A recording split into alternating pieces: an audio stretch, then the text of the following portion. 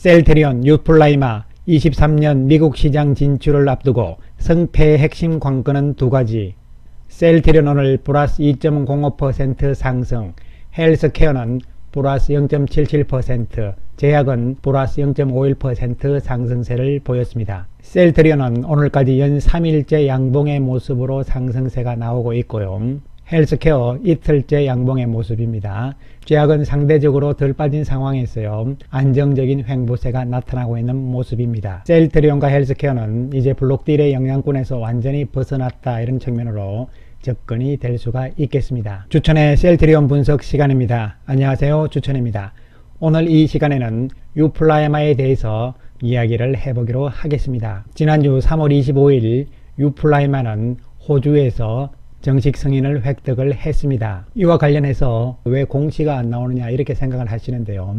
호주 보건청으로부터 정식적인 승인서가 교부가 돼서 우편으로 셀트리온 회사 쪽으로 넘어와야 됩니다. 그런 다음에 그것이 확인이 된 다음에 공시를 해야지, 그렇지 않고 미리 공시를 하면요, 공시 위반이 되는 것이거든요. 따라서 시차가 며칠 걸릴 수 있다, 이렇게 생각하시면 되는 것이고요. 우리가 유플라임에 대해서 먼저 생각을 해야 되는 것은요, 적응증을 보시면 되죠. 적응증이 유마티스 관절염부터 해서 총 13가지의 적응증이 되는 것이죠. 어떻게 보면은 램시마나 램시마 SC와 적응증이 비슷하다, 이렇게 볼 수 있는데요. 예, 그렇습니다. 이것이 모두 자가면역 질환 치료제이기 때문에 그런 것이죠. 자가면역 질환제 가운데서 성분이 다를 뿐입니다. 즉 유플라이마는 아달리무맙으로 되어 있는 것이고요. 램시마는 인플렉시맙으로 되어 있잖아요. 이 아달리무맙의 오리지널 회사는요, 여러분 다 아시다시피 미국의 에브비사잖아요. 그리고 제품 이름은 휴미라입니다. 미국의 제약회사인 에브비사에서 만든 이 휴미라가 전 세계에서 가장 많이 팔리는 약이다, 이렇게 생각하시면 됩니다. 유럽 특허는 이미 만료가 됐고요. 23년부터 미국 특허가 완료가 되기 때문에요, 미국 시장에서는 휴미라와 동등한 효과를 지니는 바이오시밀러 시장이 새롭게 열린다, 이렇게 생각하시면 됩니다. 그런데 세계 전체적으로 이 휴밀라의 매출을 보시면요, 작년에 24조 8천억의 매출이잖아요. 이 중에서 미국 시장에서 휴미라가 아직은 독점이기 때문에요, 우리 돈으로 20조 7,800억 원의 매출을 기록을 했고, 유럽 시장은 독점이 풀렸잖아요. 그래서 바이오시밀러들이 들어감으로 인해 가지고 유럽에서는 4조 330억의 매출을 기록을 했습니다. 유럽 시장 전체의 규모는 그래도 4조 5천억이니까요 거의 아직도 대부분 차지하고 있다, 이렇게 보시면 되는 것이죠. 따라서 셀트리온의 유플라이마는요, 현재 유럽 시장에 들어가 있는 상황이잖아요. 22년 올해 어느 만큼 차곡차곡 기반을 잘 다져 나갈 것이냐, 이런 부분들이 중요한 부분이라고 볼 수가 있는 것이고요. 특히 셀트리온의 유플라이마는 고농도 제형이거든요. 즉 다시 말씀드리면은 아달리무맙 시장은요, 두 가지 형태로 약이 있습니다. 저농도 제형과 고농도 제형, 이렇게 두 가지가 있는데요. 저농도 제형은 말 그대로 약물의 농도가 조금 약한 상황이기 때문에 환자 입장에서는 2병, 3병씩 맞아야 되는 그런 불편함이 있는 것이고요. 고농도 제형은 농도가 진합니다. 그 대신 독성이 좀 강하기 때문에 주사를 맞을 때 아프거든요. 그래서 고농도 제형으로 가게 되면요, 첫 번째로 주사를 맞을 때 아픈 그런 부분을 없애야 되는 것이거든요. 그게 바로 이제 구연산염이라 해서 그 부분을 없애는 기술력이 핵심인데요. 오리지널사인 에브비사는 이미 그 기술력을 가지고 있는 것이죠. 나머지 회사들은 저농도 제형이라고 보시면 되는 것이죠. 오리지널인 에브비사의 휴미라만이 고농도 제형이었는데요. 바로 셀트리온의 유플라이마죠. 고농도 제형으로 간 것입니다. 그런데 바이오시밀러 쪽에서는 최초가 되는 것이죠. 2021년 2월 11일 날 유럽에서 승인이 났고요. 그 이후 영국에서 7월 달에 출시가 되었고, 스페인에서 12월 달에 출시가 되었습니다. 이에 따라서 EU 5개국에 대해서는 이미 출시가 완료된 상태다, 이렇게 보시면 되고, 작년 12월에 캐나다에서도 판매 허가가 획득이 된 것이고요. 그리고 올해 3월 25일 날 호주에서도 정식 승인을 획득을 한 것이죠. 그래서 이 경쟁 체계는 오리지널 회사인 에브비사의 휴미라, 이것은 고농도 제형이잖아요. 그리고 저농도도 같이 판매를 하고 있어요. 이러한 가운데서 셀트리온의 유플라이마가 최초로 바이오시밀러 중에서는 고농도로 지금 유럽에 진출을 한 것이고요. 그 다음에 두 번째로 들어온 것이 아이슬란드의 알보텍이라는 회사죠. 알보텍이 작년 11월 15일 날 고농도 제형으로서 유럽에서 허가를 획득을 했습니다. 고농도 제형에서도 두 가지 종류죠. 40짜리하고 80짜리 두 개를 승인을 받은 것이고요. 트린의 유플라에마 마찬가지로 40ml짜리는 이미 2021년 2월 달에 승인이 났고, 그리고 80ml짜리는 2022년 지난 2월 달에 승인이 난 것이죠. 그래서 세 개가 이제 고농도 제형이 된 것이죠. 이에 따라서 유럽에서는 결론적으로 고농도 제형 시장이 커지고 있고, 또한 셀트리온은 바로 고농도 시장으로 지금 들어가 있는 것이고요. 그 다음에 알보텍이 들어왔다 이렇게 보시면 되는 것이죠. 그런데 이 휴미라 바이오시밀러의 현황을 이렇게 보시면요, 조금 특이한 점이 몇 가지가 있습니다. 내노로 하는 전 세계 제약회사들이 대부분 휴미라 쪽에 바이오시밀러를 만들고, 또한 유럽 시장부터 시작을 했는데요. 특이한 것은 실테조, 베링거 인겔하임 같은 경우는요, 2017년 10월에 허가가 유럽에서 나왔지만 유럽에서는 판매를 안 하고 있어요. 유럽 시장을 포기했다 이런 이야기가 되는 것이죠. 그 다음에 화이자의 경우도 마찬가지입니다. 2018년 12월에 유럽에서는 신청을 철회하고 안 했어요. 유럽 시장에는 안 들어갔다는 이야기죠. 그 다음에 고에루스의 유심리 역시 마찬가지 상황이 돼버린 거죠.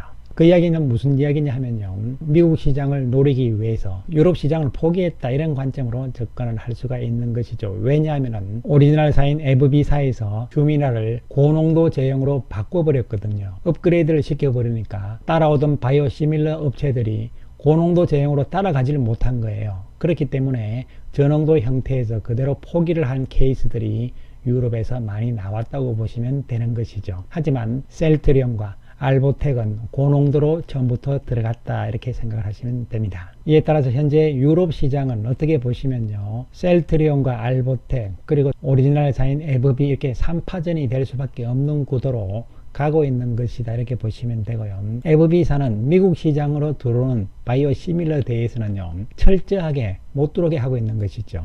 미국 FDA의 허가가 나온다 하더라도 오리지널사인 에브비사하고 협의를 해야 돼요. 따라서 미국 시장에서의 출시 일정이라든가 이런 부분들을 에브비사하고 먼저 협의를 해서 거기서 협상 도장이 나와야 됩니다. 불공정하죠. 그러나 미국 자체의 법은 자국 기업 우선주의로 되어 있는 상황이기 때문에 어쩔 수 없는 거잖아요. 그리고 한편으로 보면 오리지널 회사인 미국의 에브비사도 가장 신경을 쓰는 것은요, 고농도 제형으로 들어오고 있는 알보텍 그리고 셀트리온에 대해서 가장 민감하게 지금 신경을 쓰고 있는 것이 사실이다 이렇게 보시면 됩니다. 그런 가운데서 미국 FDA의 지금 휴미라의 허가 내용들을 보시면요, 펜형과 프리필드 시린지형이 있는데요, 80, 0.8 이렇게 되어 있잖아요. 숫자가 같은 것은요 고농도 제형입니다. 그리고 숫자가 다른 것은 저농도다 이렇게 생각을 하시면 돼요.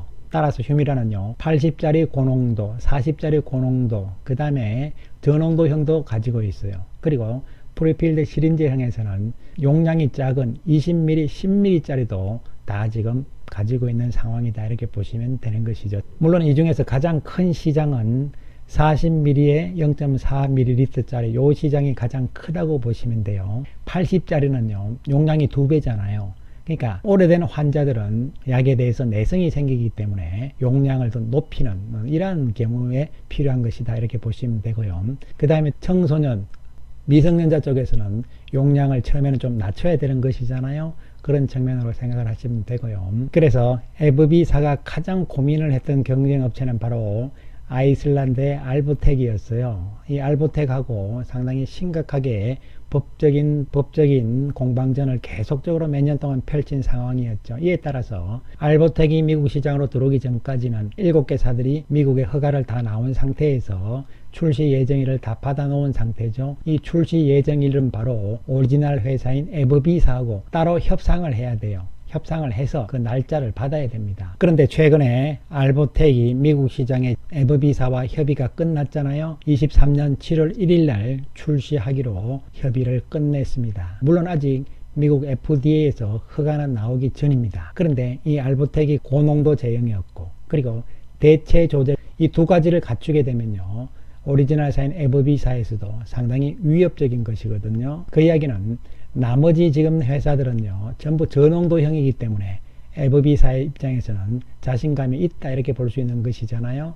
그러나 고농도로 들어오는 것은 위협을 느끼고 있는 것이죠. 그래서 지난 3월 초에 알보텍과 에브비사가 고농도 휴미라 바이오시밀러에 대해서 분쟁을 매듭을 지었습니다. 합의를 한 거죠. 알보텍은 규제 당국의 승인을 받으면, 즉 미국 FDA의 승인이 나오게 되면은 23년 7월 1일부터 미국에서 알보텍의 제품, 즉 AVT02입니다. 이것을 시판을 할 예상이다, 이렇게 되어 있고요. 그동안 진행됐던 모든 소송을 비롯해서 미국의 여러 건의 소송도 모두 타결됐다, 이렇게 되는 것이고요. 에브비는 오리지널 회사죠. 알보텍에게 비독점 판매권을 허용하기로 했다. 알보텍 것은 고농도 제형이다, 이렇게 나오고요. 그리고 허가를 받게 되면은 미국에선 23년 7월 1일부터 출시가 된다, 이런 이야기가 되는 것이고요. 좀 더 내용을 살펴보면서 우리가 알아야 될 부분들이 많습니다. 물론 아직 에브비사는 셀트리온하고 유플라이마에 대해서는 어떠한 법적인 소송 이런 부분은 아직은 진행된 것은 없습니다. 상호 대체가 가능한 첫 고농도 바이오시밀러를 선보이는 것이다, 미국 시장에서요. 그리고 여기 나오는 상호 대체, 이것이 상당히 중요한 부분이 되겠는데요. 현재 미국에서는 휴미라의, 즉 에브비사죠, 오리지널인 저농도 제품과 고농도 제품이 모두 판매되고 있지만 처방된 제품 중 80% 이상이 고농도 제품이다. 이에 따라서 이 80% 이상의 시장은 바로 고농도 시장의 경쟁이기 때문에 에브비, 오리지널인 에브비사와 알보텍과 그리고 셀트리온의 3파전이 된다는 이야기가 되는 것이죠. 알보텍은 파트너, 즉 유통회사로서 퇴발을 결정을 했습니다. 그리고 중요한 대체 조제에 대한 이야기가 나옵니다. 먼저 이 대체 조제는 미국에서 무슨 개념이냐 하면요, 지난번에도 미국의 제약시장에 대해서 잠깐 언급을 드렸습니다만요, 미국은 의사들이 약을 처방을 할 때요, 환자들에게 어느 보험회사에 가입되어 있느냐 반드시 물어봅니다. 그래서 환자는 자기가 가입되어 있는 보험회사 이름을 이야기를 하게 되고, 그렇게 됐을 때 의사들은 그 보험회사에서 선호하는 등재되어 있는 약을 처방을 합니다. 그렇게 해서 이제 처방전을 가지고 약을 받으러 약국에 가잖아요. 대체 조제는요, 처방전에는 휴미라라고 쓰여 있지만요, 다른 걸로도 할 수 있습니다. 대체 조제에 대한 허가를 받게 되면 가능하다는 이야기죠. 그래서 내용을 보시면요, 미국에서 대체 처방이 가능 제품이란, 대체 처방이 가능한 제품은 추가 요구사항을 충족하기 위해서 해당 환자의 대조 제품과 임상 결과가 같다고 예상된다는 정보를 제시를 해야 된다. 데이터를 제시를 해야 된다는 것이죠.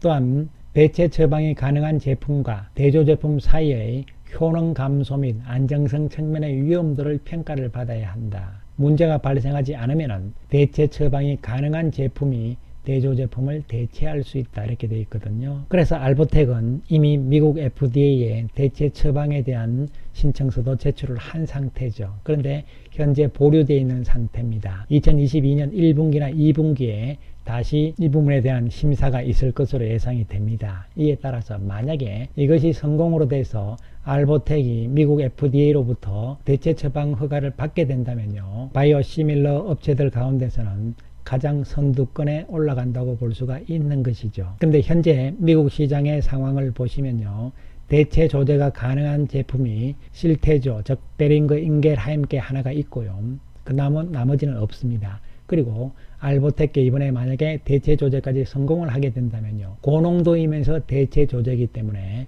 경쟁권에서 우위를 점할 수가 있는 것이죠. 바로 이 부분이 미국 시장에서 성패를 가르는 중요한 부분이라고 볼 수가 있는 것이죠. 첫 번째로는요, 미국의 오리지널사인 에브비사와 셀트리온이 협상을 잘 해야 되겠죠. 그래서 출시 일정을, 날짜를 확보를 해서 받아야 됩니다. 조금 빠르면 빠를수록 당연히 좋겠죠. 그리고 22년 올해 연말 이내로 미국 FDA 승인이 나오는데, 이 승인이 나올 때 내지는 나온 바로 이후에라도 대체 조제가 가능할 수 있는 데이터를 뒷받침을 해서 역시 대체 조제에 대한 FDA 승인도 함께 받아야 된다는 것이죠. 그래야만 지금 알보텍과 경쟁이 가능하다고 볼 수가 있는 것이죠. 나머지 회사들은 저농도 제형이기 때문에요, 상대적으로 불리한 입장에 있는 것은 분명합니다. 그런데 가장 앞서 나가고 있는 것이 바로 알보텍이란 말이죠. 셀트리온 회사 측면에서 이러한 일들을 앞으로 잘 진행을 하고 해서 좋은 결과를 나오기를 기대합니다. 오리지널사인 에브비사가 우위를 가지고 있는 상황이기 때문에 침투가 처음부터 쉽게 만만하게 되지는 않을 것으로 보입니다.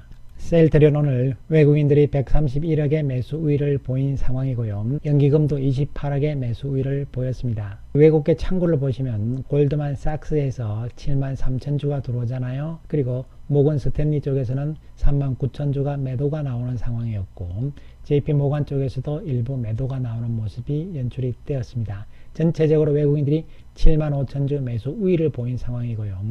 기관들도 6만 주 매수 우위였고요. 그리고 공매도는 계속적으로 낮은 수치를 유지하고 있는 상황이 되겠습니다. 한편 헬스케어는 외국인들이 막판에 조금 팔면서요 5억의 매도 우위로 전환이 되었고요. 연기금이 20억 매수 우위를 보였습니다. 외국계 창구별로는 JP 모간에서 6천 주 정도 매도한 모습이 오전에 나온 것이고요. 기관들은 4만 8천 주 매수 우위를 보입니다.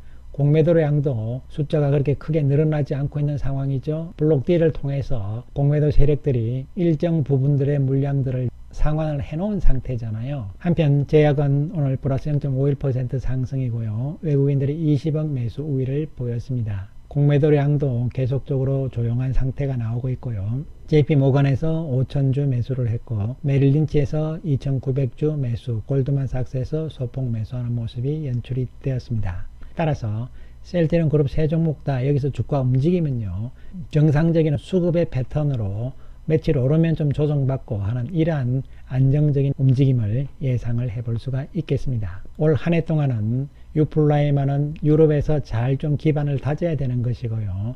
그러면서 동시에 회사 측에서는 미국 진출을 앞둔 시점에서 여러가지 진행을 하면서 준비를 해 나갈 것으로 보입니다. 어쨌든 잘 되기를 바라는 것이고요. 당장 원래는 램시마 SC의 유럽 실적이다 이런 관점에서 접근을 하시고요. 또한 1분기 실적에 대해서 또 말들이 많으신데요. 3월 마지막 날 셀트리온 헬스케어로 넘긴 공급 계약 이런 부분들이 공시로 나올 건데요. 그 숫자를 가지고 매출액이 얼마다 이렇게 계산하는 것은 의미가 없다는 말씀을 다시 한번 드릴 수가 있는 것이고요. 중요한 것은 본업인 바이오 시밀러 쪽을 보셔야 되고요. 미국 시장 쪽에서 바이오 시밀러의 성적은 나쁘지 않습니다. 2월까지는요. 그러나 3월달 결과는 어떻게 나올지 또 봐야 되는 부분이라고 말씀을 드릴 수 있는 것이죠. 이에 따라서 지금은 감리가 다 끝났잖아요. 그리고 예상치 못했던 블록딜도 나왔고 또 그 블록딜 상황도 다 이제 끝나고 진정이 된 상황이잖아요. 이제 중요한 것은 앞으로의 합병에 대한 이야기들이 지금 계속적으로 나오고 있는데요. 물론 당연히 합병의 수수는 그칠 겁니다. 그러나 실적이 뒷받침이 되지 않는 합병은 어떻게 보면은 또 공매도 세력들한테 시달릴 수 있는 빌미를 제공할 수가 있거든요. 이에 따라서 실적 부분들이 상당히 중요한 부분이고 가장 핵심은 원래는 램시마 SC 그리고 내년부터는 유플라이마다 이러한 측면에서 접근을 하시면서요. 지금은 조금 긴 시각으로 볼 수밖에 없는 상황이라고 말씀을 드리겠습니다. 감사합니다.